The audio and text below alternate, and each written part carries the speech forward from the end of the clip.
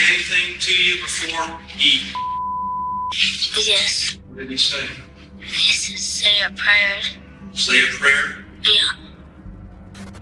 gabadhan wadata dharka buluuga ah ayaa u muuqata mid faraxsan. muuqaalkan la duubay habeenkii ciida ee Christmaska waxay wada joogaan waalidkeed, walaalkeed, xitaa walaasheed ka yar Sara. balse noloshooda ayaa si dhaqsi leh iskugu bedeli doonta xaalad murugo ah. markii ay waalidkeed kala tageen, riyo naxdin leh ayaa soo afjari doonta hooyadeed Patricia, kiiska horarka ah ee hore aan loo arag ee ka dhacay gobolka Florida ee waddanka Mareykanka. intaan bilaabin muuqaalkeena maanta, hadday tahay markii kuugu horeysay aad soo booqato channelka, fadlan ku soo biir adigoo saaraya subscribe si muuqaal walba aan soo gelino uusan ku dhaafin. mahadsanid.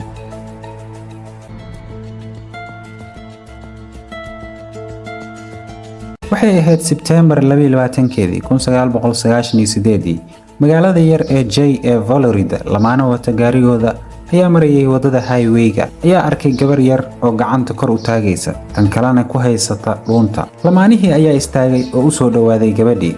horteeda ayaa aad u dhiig baxaysay. ninka ayaa siiyay fanaanadiisa si uu uga xiro dhuunta dhiigga ka socda, halka lamaantiisana ay wacday nambarka gaaban ee booliiska ee 911. saacadu markay ahayd 6:30 daqiiqo oo subaxnimo, booliiska degmada ayaa helay wicitaankan. Okay, are you going to stay there?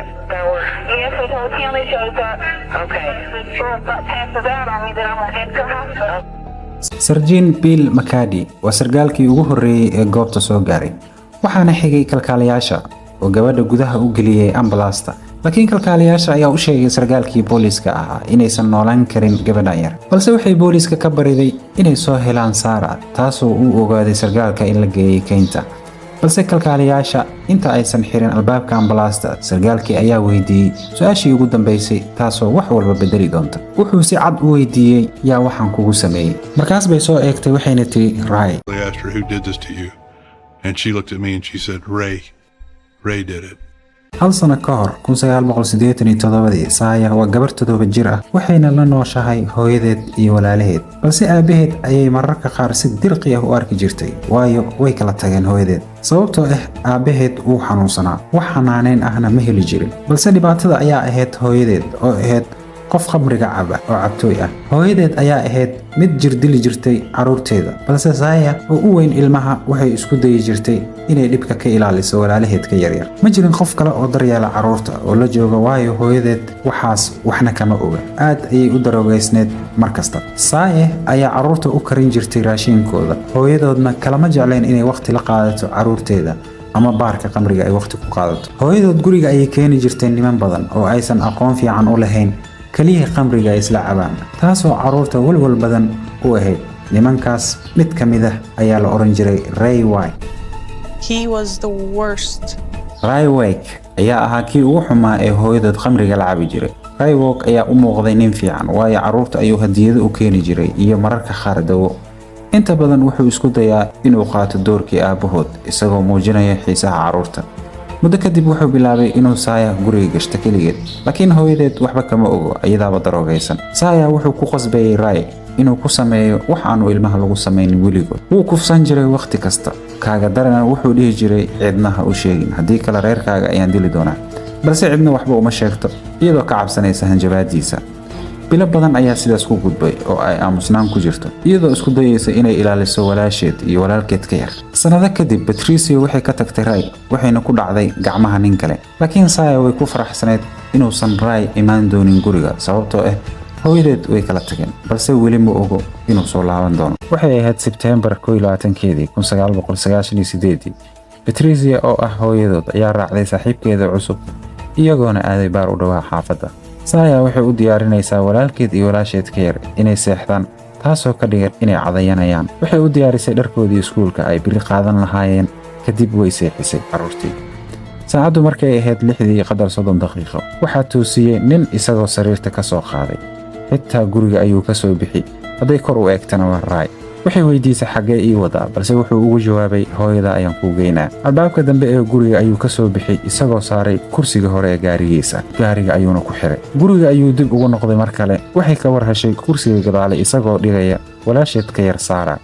gaariga ayuu waday. 20 daqiiqo kadib ayuu yara qaboojiyey, waddo qarjajeexa ayuuna ku leexiyey. wax yar kadib wuu istaajiyey, balse weli hooyadood maysan arkin Saya iyo Sara. Saya waxay dareentay inay wax qaldan yihiin waxayna ogtahay Ray inuu nin xun yahay balse waxay u cabsanay walaasheed ka yar Sarah kadib meel gees ayuu u bixi Saya oo uu weydiiyay sirteennii qof miyaad u sheegtay taasoo iyadan ugu jawaabtay maya waayo ciday u sheegtay ma taqaano Ray ayaa u muuqday mid ku faraxsan jawaabteeda kadib qaybta dambe ee baabuurka ayuu ka soo baxsaday xargo Sarah ayuuna ku xirxiray Sarah ayuu uga xirxiray lugaha iyo gacmaha halkaas markay maraysa xaaladda Saya waxay bilowday inay iska oyso kadib markii ayuu iska bedelay isagoo surwaal cad isku soo reebay Ray ayaa ku qasbay Saya oo 8 jir ah kufsi xad dhaaf ah iyadoo weydiinayso maxaa sidan noogu sameynay waxa macquul ah inaan u dhinto arrintan waxba ma awoodo inay samayso waayo waa ilmo yar si lama filaana waxa uu soo muuqday nal gaari kaasoo marba marka ka dambaysa soo dhawaanayay kadib gaariga ayuu ku cararay wuxuuna ugu hanjabay hadday hadasho walaasheed uu dili doono gaarigii kale ayaa imaaday nin ayaa watay wuxuuna u sheegay in gaariga uu ka halaabay balse uu hagaajistay ninkii gaariga watay ayaa iska baxay waxaana la tagtay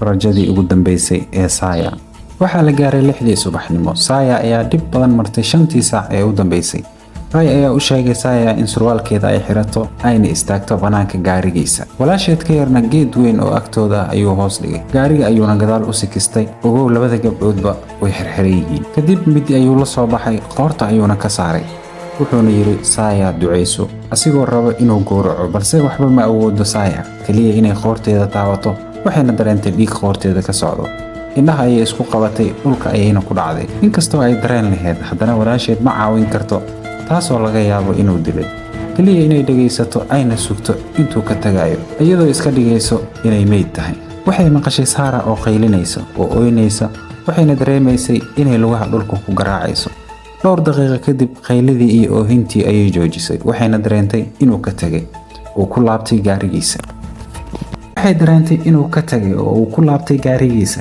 kaliya markay maqashay inuu u dhaqaaqay gaarigiisa ayay ku dhiiratay inay dhaqdhaqaaq samayso iyadoo qoorta ka dhiig baxaysa waxay ugu yartay walaasheed ka yar magaceeda Sarah laakiin xitaa muuqaalkeeda ayay weysay aad ayay uga walwashay waxayna go'aansatay kayntan inay ka baxdo haddii ay sii noolaanayso halkaas markay maraysa xaaladda waxay dareentay kabaabyo dhanka qoorta iyadoo dhiigga gacanteeda ku celinayso oo qoorta haysato laakiin iyada waxay aaday dhanka wadada si lama filaana waxay u aragtay gaari buluug ah kaas oo wadada ku soo socdo oo ay gacanta u taagtay ugu dambeyn wuu istaagay waxayna ahaayeen lamaanihii aan fiidiyowga bilowgiisa ku soo sheegnay What is your emergency? I found a little girl this morning down State Highway with a neck tap. inkastoo ay miir qabto haddana hal shay ayaa maskaxdeeda ku jiray xaaladii ugu dambaysay ee walaasheed ay ku jirtay iyo ninkii mas'uulka ka ahaa xadgudubkaas laakiin Saya booliiska waxay u sheegtay in Ray uu dilay walaasheed ka yar Sarah daqiiqada yar uun kadib markii la maqlay sheekada Saya saraakiisha booliiska ayaa yimid guriga Ray Way Your hands on top of your head. Your house has been surrounded. This is a joke. No, sir, this is not a joke. September 22 hal saac oo subaxnimo iyadoo Sarah loola cararay hospitaalka sarkaalkii baarayay kiiskan wuxuu aaday wadadii ay u tilmaamtay Saya taasoo ay u sheegtay inuu heli doono walaasheed ka yar Sarah balse hadalka Saya markuu qiimeeyay wuxuu dareemay in Sarah aysan nooleen waqtigan inkastoo wadnaha uu istaagay Saya 2 jeer haddana uu soo noqonayay ugu dambeyn waa la soo xiray Ray gabdhaha dhibaatada loo geystay aabahood oo lagu magacaabo Axmed oo deganaa meel u jirta dhowr boqol oo mayl ayaa helay telefoonkii ugu xumaa noloshiisa wuxuu raacay duulimaadkii xigay ee Florida si uu ugu tago Saya iyo si uu u helo meydka gabadhiisa yar ee 6 jirka ee Sarah wuxuu yiri aabaheed waxaan dareemay inaan ku jiro baraf oo aad bay iigu adkeed inaan neefsado ma istaagi karin mana socon karin waxaa la geeyay qolka meydka si uu ugu aqoonsado gabadhiisa yar ee Sarah Axmed aabaha caruurtan isagoo ah qof xanuunsan ayuu u halgamayay sanado badan si uu u helo masruufka caruurtiisa hadda uu haysto gabadhiisa Saya oo dhaawac ah iyo wiilkiisa murugo ayuu ku jiraa waayo Sarah ayaa dhimatay hal sano kadib Ray ayaa maxkamadda la soo saaray Sayana waa 9 jir waqtigan aad ayay u soo kabatay laakiin hal shay oo adag ayay dareemaysaa taasoo ah dhimashadii walaasheed Sarah iyo bahalkii dhibkan geystay Did he say anything to you before he cut your throat? Yes. What did he say?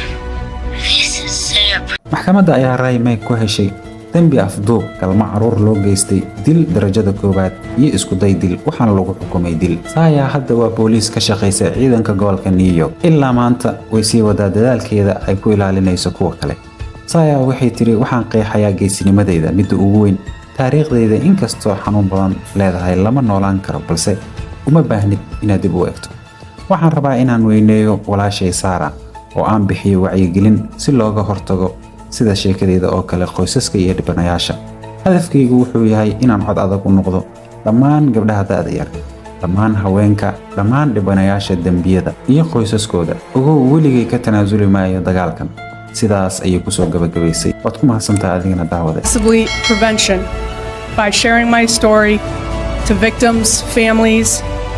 My mission was to become a strong voice for all young girls, all women, all crime victims, and their families. A mission of hope to light that pathway for those who are walking this dark path that I traveled as a child. A fighter for those who need me now. Know this, I will never give up that fight.